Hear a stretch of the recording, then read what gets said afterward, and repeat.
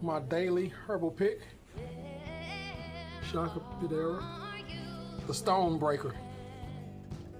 If you've ever had kidney stones, this is nicknamed the Stone Breaker.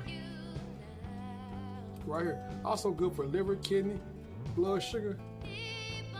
I'm not sure about cholesterol, but I know hibiscus is good for your blood pressure, cholesterol, and for your kidney and liver as well. Dandelion root. But this is what we're gonna do today. This is like one-stop shop right here. Shankapidera. Remember that, y'all. That is the herb of the day. It does everything. Google it. Like, share, and follow. Find comedian Jim Cruse on YouTube and smash the subscribe button.